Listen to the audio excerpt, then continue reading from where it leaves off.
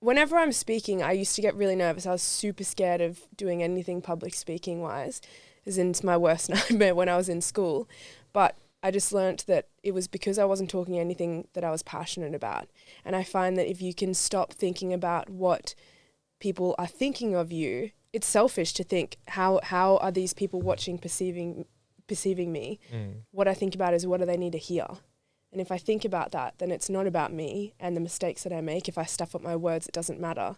It's what's the message that I'm actually saying, and is it helping people? Yeah. Do you feel like you've always felt that though, like a certain level of being self-conscious about what you say or do? Or once you found your passion, it was just like, nah, this is fine now. Like I'm speaking from the heart or speaking the truth.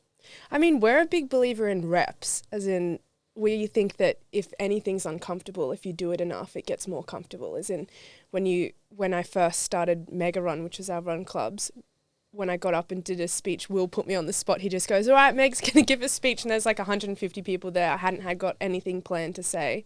And I just got up and bumbled my way through a speech. And then you just realize it's not as bad as what's the worst thing that can happen is you go blank and you stand up there in silence, and then someone prompts you to say something, as in no one's caring as much as you think that they are. So I just think, I think if the more that I do it, the better it becomes, the more comfortable it becomes. And I love it. I love that feeling that you get when you overcome something that you're scared of.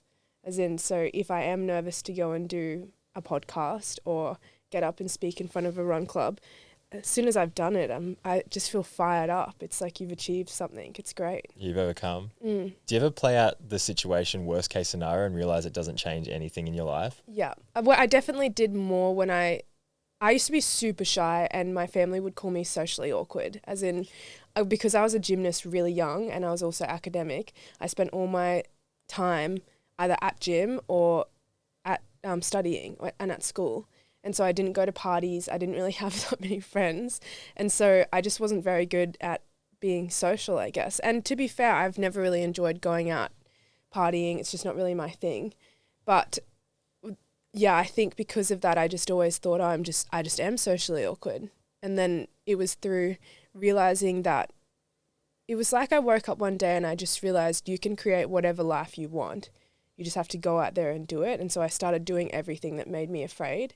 And then when even little things, like if I was scared of spiders and stuff, I would literally force myself to be the one that would get it out of the house if there was a spider in the house.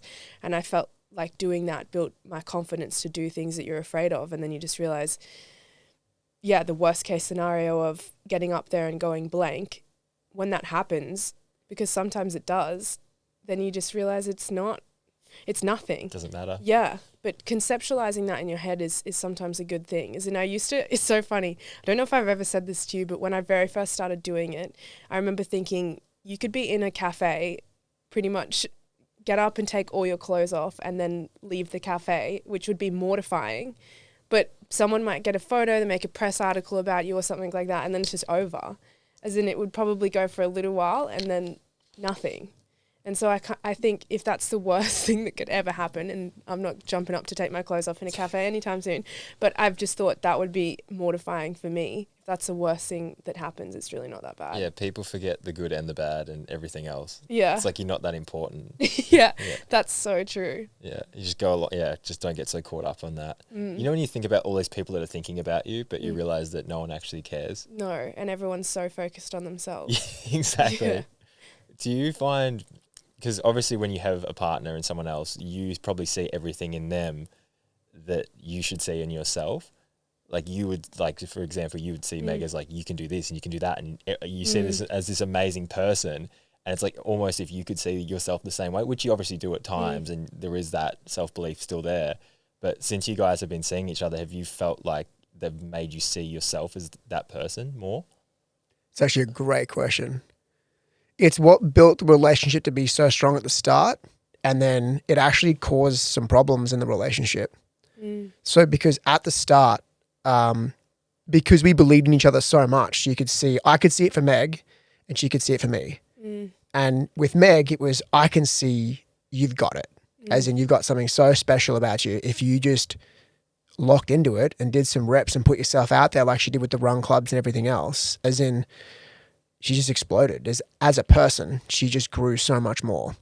And then for me as well, because before I met Meg, I'd never had a girlfriend before. As in, I was the whole dude, go out, never have girlfriends, hook up with chicks, swear, talk about just garbage conversations outside of work, but as in just not reaching my potential as in terms of who I could be as a person. And Meg saw that in me, and I saw the other side of Meg. So at the start, you're just building each other up all the time, and your progression is just so fast.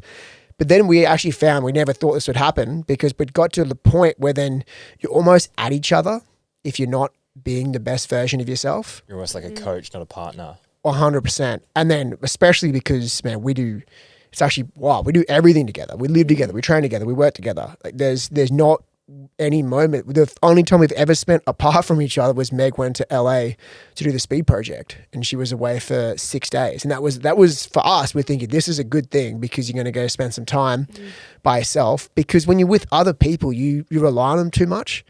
As in, I rely upon Meg to solve problems, and she relies upon me to solve problems we should just be solving for ourselves.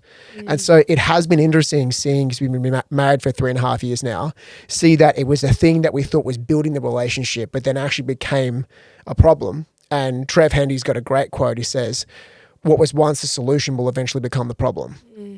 So once what was exciting then actually became a hindrance, because then again, we were just coaching each other, and it's just, hey, I just want you to be my husband. No, I just want you to be my wife. And so then that's when we had to just take a step back and think, let's stop telling each other everything we see all the time. And I've got to let Meg make her own mistakes, and she's got to let me make my own mistakes. And then when they make those mistakes, the big part is just, it all comes down to ego. It's just, you need to hold your tongue, and instead of saying, I told you so, just being stoked that by you saying I told you so ruins the lesson. The lesson's gone. And then you got to deal with the same issue again the next week and the next week and the next week. But if you want an issue to resolve, you have to let someone learn it for themselves. Because we're so stubborn, man. As in, especially when you're the type of people, if you're an A-type personality, you want to progress in life, you want to get things done, you want to see what you're capable of doing, you have to be stubborn. The two go together. And so then, but that stubbornness can also, it comes from a lot of ego, is you have to be able to know that, well, I need to touch the stove 10 times to know it's hot. And Meg can tell me 100 times it's hot. And I'm like, no, it's not. And then I got to go touch it for the 100th time, and then you actually learn. So yeah, that really good question. But now for us, it's more so about picking the moments of what do we actually help each other with? And then what do you step back and let you see the person that you really care about the most actually fail in a quoted. Yeah. And it's going to be great for us, because we need to learn this before we have kids, or else we're just going to be a helicopter parent, always telling them what to do all the time. And I see like the most capable people, it's because the parents just let them fail. I think it's also changing it from it needs to be a belief rather than an expectation. I think that's where it's changed for us. As in, I hadn't even put that into words myself until talking about it. But as in, initially when we first meet and get a date and get married, because that all happened pretty quick for us, we had so much belief in each other. And don't get me wrong, we have so much belief in each other. But then it kind of becomes an expectation somewhere along the lines. And then expectation means you're not as gracious for it. So I think if we can switch it back to a belief rather than expectation. We are both so self-motivated and so driven, and both want to be the best versions of ourselves. If we just keep our eyes on ourselves and believe in the other person, it's amazing. It's only when that belief switched to an expectation that then you're like, well, why aren't you doing this, or why aren't you doing that? And it's like, just focus on yourself and then we're fine. Yeah.